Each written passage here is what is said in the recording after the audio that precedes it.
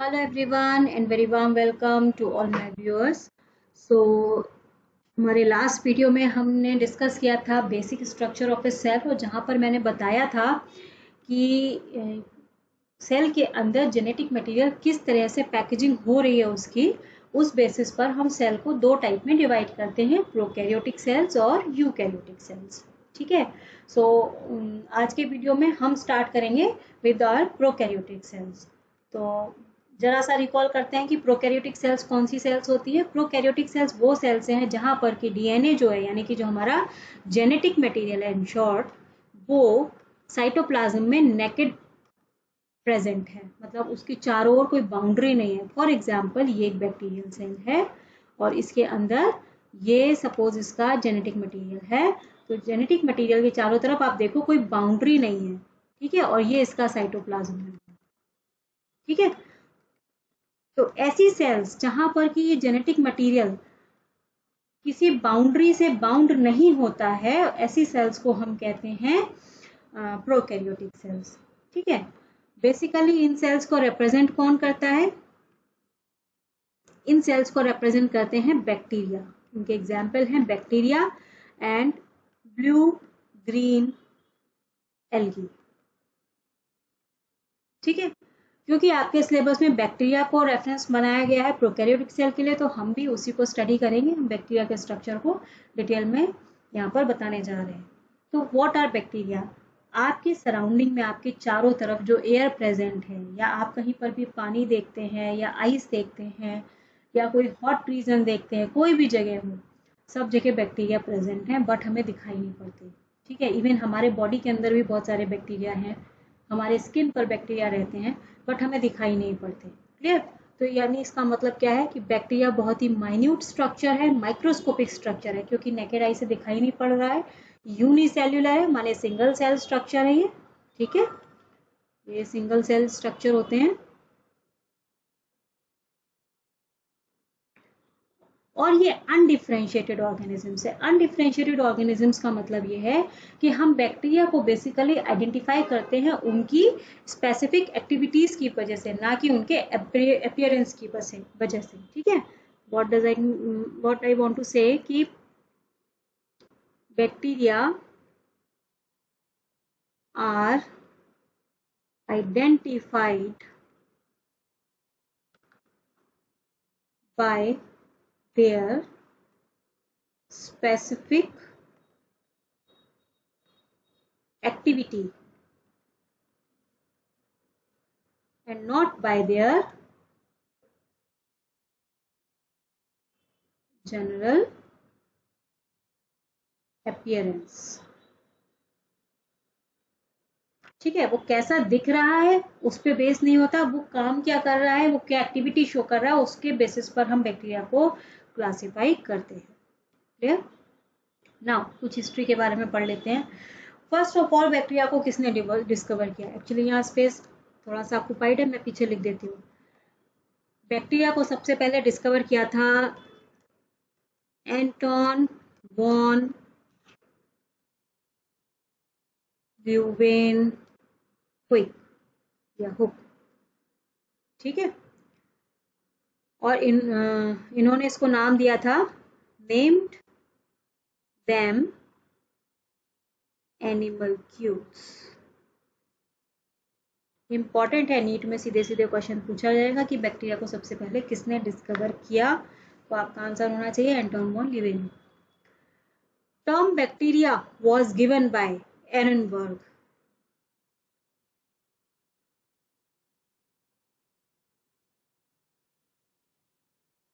ठीक है, साइंस की वो ब्रांच जहां पर हम बैक्टीरिया की स्टडी करते हैं उसको हम क्या कहते हैं? बैक्टीरियोलॉजी। क्लियर? और ये जो बैक्टीरियोलॉजी टर्म थी ये किसने दी थी? लुइस पास्चर ने।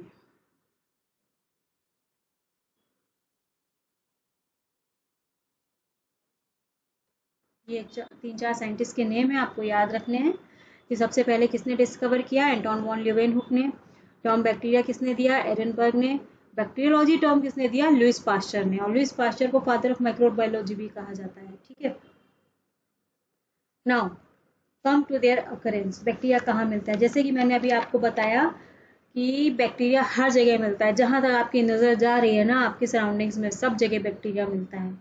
यानी bacteria are ubiquitous. Ubiquitous means ये सब जगह प्रेजेंट होते हैं, means occur anywhere and everywhere. Clear? But फिर भी अर्थ पे कुछ ऐसी लोकेशंस हैं जहां पर ये नहीं मिलते हैं, और वो कौन सी लोकेशन है? एक्सेप्ट वो लोकेशन है आपकी पिट्स ऑफ वोल्केनोज। वहां टेम्परेचर इतना ज्यादा है कि ये सरवाइव नहीं कर पाएंगे। ठीक है, पिट्स ऑफ वोल्केनोज। और कहाँ नहीं मिलते हैं? Deep strata of rocks. Deep strata of rocks मतलब क्या है? रॉक्स के बहुत अंदर डीप में कोई बहुत बड़ी रॉक है ना, उसके डीप में अंदर इंटीरियर साइड में आपको बैक्टीरिया नहीं मिलेंगे, है ना। और कहाँ नहीं मिलेंगे? टॉप ऑफ हाई माउंटेन्स, वहां पर बैक्टीरिया की प्रेजेंस होना ऑलमोस्ट नेग्लिजिबल है। And last but not the least, blood of healthy animal. अगर कोई इंडिविजुअल या कोई भी एनिमल हेल्दी है तो उसके ब्लड में हम किसी तरीके की बैक्टीरिया की रिकवरी नहीं कर पाएंगे। और इसीलिए हमारे पैथोलॉजिकल टेस्ट जो ब्लड टेस्ट होते हैं वो इसीलिए जब कोई बीमारी होती है हमें तो ब्लड टेस्ट करने को कहा जाता है, क्योंकि हम इजीली रिकॉग्नाइज कर सकते हैं वहाँ पे बैक्टीरिया का कल्चर करके। क्लियर? अच्छा अच्छा, बैक्टीरिया के बैक्टीरिया मैंने बताया कि सभी जगह हैं, कुछ जगहों को छोड़कर। ये मैंने 4 नाम आपको बताए। इसके अलावा हम बैक्टीरिया को क्लासिफाई कर सकते हैं उनके टेम्परेचर सहन करने की एबिलिटी के आधार पर। तो 2 टाइप के बैक्टीरिया हैं, थर्मोफिलिक बैक्टीरिया और साइक्रोफिलिक बैक्टीरिया। थर्मोफिलिक बैक्टीरिया कौन से बैक्टीरिया हैं? जो कि सरवाइव करते हैं हाई टेम्परेचर पर। और ये कितना टेम्परेचर विदस्टैंड कर सकते हैं? Can withstand the temperature up to 78 degree centigrade. Important है ये थर्मोफिलिक बैक्टीरिया। ठीक है, और साइक्रोफिलिक इसका जस्ट अपोजिट है, जो कोल्ड सर्कमस्टांसेस में सरवाइव करते हैं। और वो कितने टेम्परेचर तक सरवाइव कर सकते हैं? अगर up to the temperature of -190 degree centigrade. ये इंपॉर्टेंट है दोनों ही पॉइंट्स। थर्मोफिलिक और साइक्रोफिलिक बैक्टीरिया की रेंज क्या है, कहाँ तक के टेम्परेचर को, सॉरी 190, गलत लिखा है मैंने, -190 डिग्री सेंटीग्रेड। ठीक है, इतने टेम्परेचर पर भी आपको बैक्टीरिया मिल सकता है। ठीक है, तो कहने को बहुत छोटे ऑर्गेनिज्म है जो आंखों से भी दिखाई नहीं पड़ते हैं। ठीक है, लेकिन वो अपने अडेप्टेशन डेवलप करते हैं और उस एनवायरनमेंट में अपने आप को अडेप्ट करवाते हैं और सर्वाइव करते हैं। Now talk about their size. तो इनका जो एवरेज साइज होता है, ये सब आपको सिर्फ लर्न कर लेना है। सीधे सीधे क्वेश्चन पूछा जा सकता है। जो रेंज मैं बता रही हूँ उस रेंज के बीच में अगर कोई मेजरमेंट दिया है तो वो भी आपका आंसर ठीक होगा। तो एवरेज साइज जो है इनका 1 माइक्रोमीटर से 10 माइक्रोमीटर इन लेंथ। ठीक है, और अगर ब्रेथ की बात करें तो 0.7 माइक्रोमीटर से लेके 1.5 माइक्रोमीटर, ये 5 है, इन विड्थ। ये इसका एवरेज साइज है। यहाँ पर लार्जेस्ट बैक्टीरियम और स्मॉलेस्ट बैक्टीरियम का नाम मैंने मेंशन किया है। लार्जेस्ट बैक्टीरियम क्या है? थायो मार्गरीटा मैग्निफिका। ये एक्चुअली इससे पहले हम बैगियाटोआ को मानते थे। बैगियाटोआ जो था वो लार्जेस्ट बैक्टीरियम था, बट आफ्टर 2009 ये डिस्कवर्ड हुआ है 2009 में। ठीक है, डिस्कवर्ड इन 2009। उससे पहले तक बैगियाटोआ को बोला जाता था कि ये लार्जेस्ट बैक्टीरियम है। ये जो थायो मार्गरीटा है, ये इसकी जो साइज है, मतलब इतना जाइंट बैक्टीरिया में है कि 50 times bigger than any known bacteria.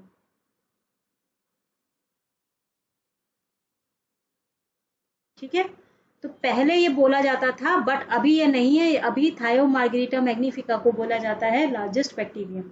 और स्मॉलेस्ट बैक्टीरियम क्या है? माइकोप्लाज्मा, जिनको हम प्लूरो न्यूमोनिया लाइक ऑर्गेनिजम्स भी कहते हैं। इनके सारे फर्स्ट लेटर आप निकाल लो तो ये बनता है PPLO, pleuro pneumonia like organisms. ठीक है, तो ये बात हो गई इनके साइज की। Now come to the shape of bacteria. तो बैक्टीरिया की जो शेप है जनरली क्या है? कांस्टेंट रहती है, बहुत जल्दी अपनी शेप को चेंज नहीं करते हैं, जो बाय बर्थ मिले है उसी में ये सर्वाइव करते हैं। बट कुछ बैक्टीरिया हैं जो अपने एनवायरनमेंट कंडीशन के हिसाब से अपने शेप को चेंज करते हैं, और ऐसे बैक्टीरियाज को हम बोलते हैं pleomorphic bacteria. Pleomorphic bacteria, pleo means जो अपनी शेप को चेंज करे, मॉर्फिक मीन्स मॉर्फोलॉजी। तो प्लियोमॉर्फिक मतलब हो गया जो अपनी मॉर्फोलॉजी यानी अपीयरेंस को चेंज करता है अकॉर्डिंग टू एनवायरमेंटल कंडीशन, वो कहलाते हैं प्लियोमॉर्फिक बैक्टीरिया। तो नॉर्मली, बट ये रेयर है, एक्सेप्शंस हैं। ठीक है, जनरली ऐसा नहीं होता है, बट फिर भी पूछा जा सकता है कि जो बैक्टीरिया अपनी शेप लगातार चेंज कर रहा है उसको आप क्या नाम दोगे, क्या कहलाते हैं? तो वो प्लियोमॉर्फिक बैक्टीरिया कहलाते हैं। तो बेसिक जो शेप्स हमें नेचर में बैक्टीरिया की मिलती हैं वो ये 5 शेप्स हैं जो यहाँ मैंने मेंशन किए हैं। कौन सी है? कोकस। कोकस जो होती है वो हम कह सकते हैं ऑलमोस्ट स्फेरिकल शेप होती है, या राउंड आप कह सकते हो, राउंड शेप। ठीक है, स्फेरिकल और राउंड शेप जो होती है उसको हम कहते हैं कोकस बैक्टीरिया। ठीक है, बेसिलस होते हैं रॉड शेप बैक्टीरिया। स्पाइरलम, नाम से ही क्लियर है, स्पाइरल शेप होते हैं हेलिक्स के तरह से। वाइब्रियो होते हैं कॉमा शेप, या इनको हम सी शेप बैक्टीरिया भी कहते हैं। ठीक है, और फिलामेंटस, फिलामेंट लाइक, अभी बताती हूँ इनके बारे में। जैसे कि फंगल हाइपी होता है या फंगल माइसिलियम होता है, उसकी तरह से ये दिखते हैं, बट उतने बड़े नहीं होते। फंगल माइसिलियम तो आप नेकेड आई से देख सकते हो, दिख जाता है कभी कभी ब्रेड मोल्ड वगैरह में। ठीक है, तो पहले कोकस की बात कर लेते हैं। तो ये राउंड स्फेरिकल या राउंड बैक्टीरिया किस तरीके से कॉलोनी बना रहे हैं, किस तरीके से ये इन्वायरमेंट में प्रेजेंट है, उस बेसिस पर ये 5 टाइप के होते हैं। कौन कौन सी टाइप है? माइक्रोकोकस। माइक्रोकोकस का मतलब है इट अकर्स सिंगली। सिंगली का मतलब है ये हो गई बैक्टीरिया की शेप। ठीक है, डिप्लोकोकस, डिप्लो डाई वर्ड लगा है ना, डाई मीन्स 2, यानी कि 2 राउंड शेप बैक्टीरिया आप आसपास जुड़ जाएं, तो इसको हम कहते हैं अकर इन पेयर्स। ठीक है, टेट्राकोकस, टेट्रा मीन्स 4, तो यहाँ पर क्या हो जाएगा? 4 बैक्टीरिया जो है वो आकर के स्ट्रक्चर बनाएंगे इस तरीके का। ठीक है, तो इसको मैं लिख सकती हूँ, ये it occurs in टेट्राड्स। Clear? Streptococcus क्या है? In chain. कैसे? बैक टू बैक सारे राउंड शेप बैक्टीरिया जुड़ के एक चेन लाइक स्ट्रक्चर बना देंगे। और स्टेफाइलोकोकस क्या है? इन शीट या बंच में आप कह सकते हैं, सारे इकट्ठे होकर एक कॉलोनी बना ले, इन शीट। जैसे कि इस तरीके से, है ना, अभी मैं आपको पिक्चर दिखा दूंगी। तो ये शीट लाइक स्ट्रक्चर उन्होंने बना दिया। बेसिलस की बात करूं, जैसे मैंने कोकस में बताया ऐसे ही ये बेसिलस बैक्टीरिया आपस में एक दूसरे के साथ कैसे बिहेव कर रहे हैं उस बेसिस पर ये 4 टाइप के हैं। तो बेसिलस, सिंपल बेसिलस तो ये हो गया रॉड शेप। ठीक है, सिंगल होगा, इसको मैं लिख सकती हूँ अकर, सेम चीज अकर सिंगली। ठीक है, डिप्लोकोकस अगेन डाइवर्ट जुड़ा है, तो 2 रॉड शेप बैक्टीरिया आपस में आके जुड़ जाएंगे। ये it occurs in pairs, same चीज। स्ट्रेप्टोकोकस, अब ये स्ट्रेप्टोकोकस क्या था, चेन में था, तो स्ट्रेप्टोबेसिलस क्या होगा, ये भी चेन में होगा। किस तरीके से, इस तरीके से चेन बन जाएगी एंड सो ऑन। ठीक है, तो ये इट अकर इन चेन। ठीक है, और पैलिसेड, पैलिसेड जो होता है एक के ऊपर एक इकट्ठा होके एक स्टेक बना लेता है, लाइक जैसे कि ये है पैलिसेड। ठीक है, now come to the spirillum. Spirillum bacteria कैसे होते हैं, जैसे कि मैंने यहाँ पर लिखा है स्पाइरल शेप होती है। इसका शेप मैं बना के दिखाती हूँ आपको, लाइक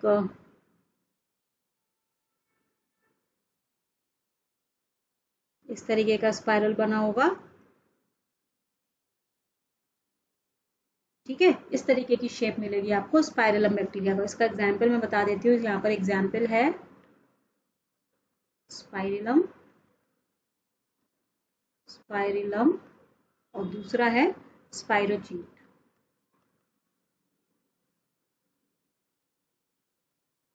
ठीक है, वाइब्रियो कैसे होते हैं, वाइब्रियो होते हैं कॉमा शेप, जैसे कि लाइक ये बैक्टीरियम, थोड़ा सा कर्व आ जाएगा यहाँ पे, लाइक ये ना, ये इस तरीके का स्ट्रक्चर होगा, लाइक, है ना। तो ये हो गया आपके सी शेप या कॉमा शेप, आप इसको बोल सकते हो। इसका एग्जाम्पल है वाइब्रियो। ठीक है, एंड लास्ट इज फिलामेंटस। इनकी फिलामेंट बॉडी होती है जस्ट लाइक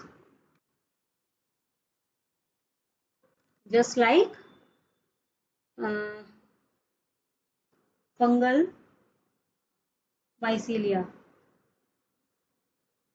बट इनका जो फिलामेंट होता है वो स्मॉल होता है, मैंने बताया ना, फिलामेंट इज स्मॉल। और अगेन इसका एग्जाम्पल है बैगियाटोआ, अभी मैंने पीछे नाम लिया था बैगियाटोआ। ठीक है, तो ये कुछ बेसिक शेप्स हैं बैक्टीरिया की जो मिलती हैं, आपको ये याद करना है अच्छे से, है ना। इसका फिगर मैं आपको दिखाती हूँ, ये रहे सी, ये है कोकस बैक्टीरिया। तो इसमें कोकस सभी टाइप के दिख रहे हैं, ये डिप्लोकोकस है। ठीक है, यहाँ पर देखो कोकस, diplococcus, and this is tetrad, this is Streptococcus, staphylococcus, ये बंच बना दिया उन्होंने, शीट लाइक स्ट्रक्चर। ठीक है, देन बेसिलस में सिंपल बेसिलस आ गया, डिप्लोबेसिलस आ गया, स्ट्रेप्टोबेसिलस, और ये आ गया पेलिसेड, जो वहाँ मैंने बताया ना, एक के साथ एक ये वॉल से जुड़ते हुए स्टेक लाइक स्ट्रक्चर बना देते हैं। ठीक है, फिर मैंने आपको बताया फिलामेंटस बैक्टीरिया, देखो ये है फिलामेंट, है ना। एंड मैंने आपको बताया वाइब्रियो, वाइब्रियो ये है, ये विद फ्लैजिला, ये विदाउट फ्लैजिला, कॉमा शेप्ड। ठीक है, एंड मैंने आपको बताया स्पाइरलम, स्पाइरलम यहाँ पे नहीं दिया हुआ है, ये है कर्व्ड बैक्टीरिया, ये है स्पाइरलम। तो इस तरीके की शेप्स आपको मिलती हैं बैक्टीरिया की नेचर में। ठीक है, तो दिस इज ऑल अबाउट कि बैक्टीरिया की शेप कैसी होती है और उस बेसिस पर हम बैक्टीरिया को कैसे कैसे डिवाइड कर सकते हैं, ये सारी चीज़ें मैंने आपको यहाँ बता दी। नाउ बात करते हैं बैक्टीरियल सेल स्ट्रक्चर की।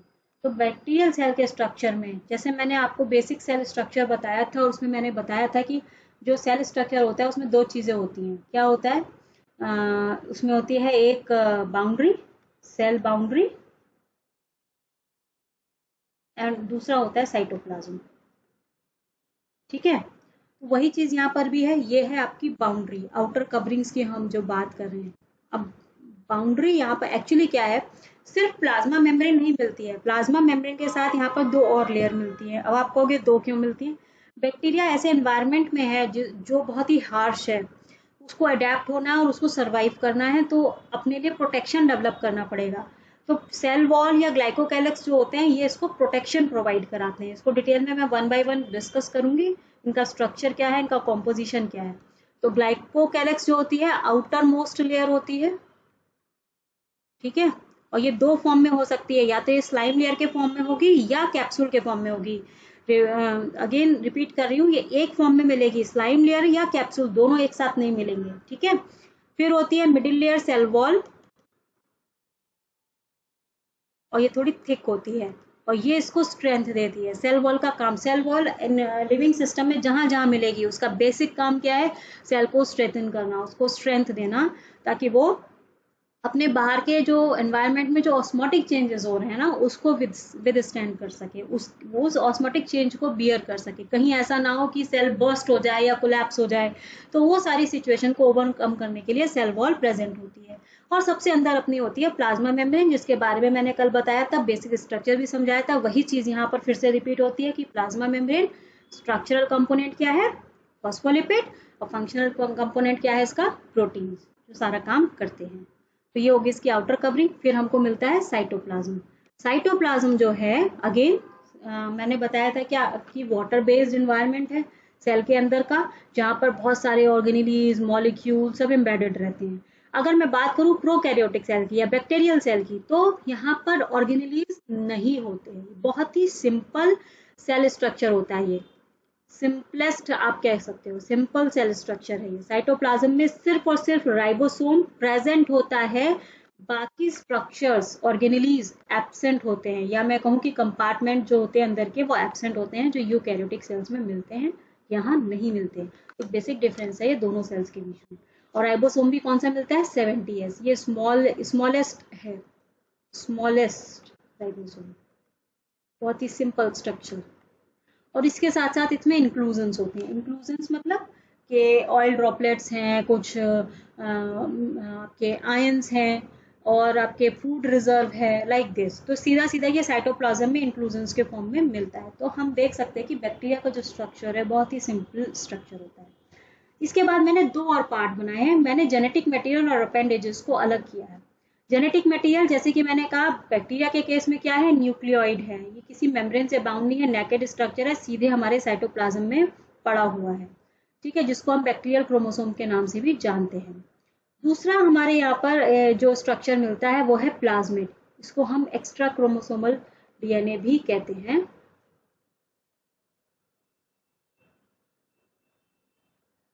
और बैक्टीरियल क्रोमोसोम तो सेल की एक्टिविटीज के लिए जरूरी है, प्लाज्मिड जो होता है ये भी डीएनए ही है एक तरीके का, स्मॉल डीएनए, और ये प्लाज्मिड जो होता है वो बैक्टीरियल सेल को स्पेशलिटी प्रोवाइड कराता है, इसको मतलब क्या काम ये करेगा, वो कहाँ से इंफॉर्मेशन आती है, प्लाज्मिड से आती है, ठीक है, ये भी डिटेल में बताएंगे। और बात आ गई लास्ट में अपेंडेजेस की। अपेंडेजेस तो भाई हर किसी लिविंग ऑर्गेनिज्म को चाहिए ही चाहिए, है ना, चाहे वो ह्यूमन बींग्स हो या कोई भी ऑर्गेनिज्म हो। तो हमारे बैक्टीरिया के पास भी फ्लैजुला, पिलाई और फाइमरी, इन तीनों के फॉर्म में अपेंडेजेस होते हैं, जो इसको लोकोमोशन में हेल्प करते हैं, एडेयर होने में हेल्प करते हैं किसी सरफेस से, सेल टू सेल एडेरेंस में हेल्प करते हैं, ठीक है, क्योंकि अगर ये नहीं होंगे तो बैक्टीरिया फिर पानी में फ्लो बढ़ेगा कैसे, आगे कैसे स्विम करेगा वो, ठीक है। तो एक्चुअली ये उसको लोकोमोशन में हेल्प करते हैं। तो ये 4 सेक्शन में हम पूरा बैक्टीरियल सेल स्ट्रक्चर डिटेल में स्टडी करेंगे कि कैसे ये उनका कॉम्पोजिशन क्या है, इनका स्ट्रक्चर क्या है। यहाँ पर मैं एक सिंपल बैक्टीरियल सेल स्ट्रक्चर का डायग्राम दिखा रही हूँ आपको। ये है बैक्टीरिया, एक 3D पिक्चर है। इसमें आप ये देखो, ये जो इसकी ये जो है ये है इसकी आउटर कवरिंग। देखो इसको 3 पार्ट है, प्लाज्मा मेम्ब्रेन सबसे अंदर, मिडिल में सेल वॉल, और सबसे बाहर ये मोटा सा जो है ये है कैप्सूल। ये कैप्सुलेटेड बैक्टीरिया का फिगर है। स्लाइम लेयर अगर होती है तो वो थोड़ी सी जेल लाइक होती है, जिलेटिनस, चिपचिपी सी होती है, ठीक है। तो ये कैप्सुलेटेड बैक्टीरिया, ये कैप्सूल बहुत थिक कैप्सूल होता है, ठीक है। और अंदर ये साइटोप्लाज्म है सारा, ठीक है, जैसे साइटोप्लाज्म।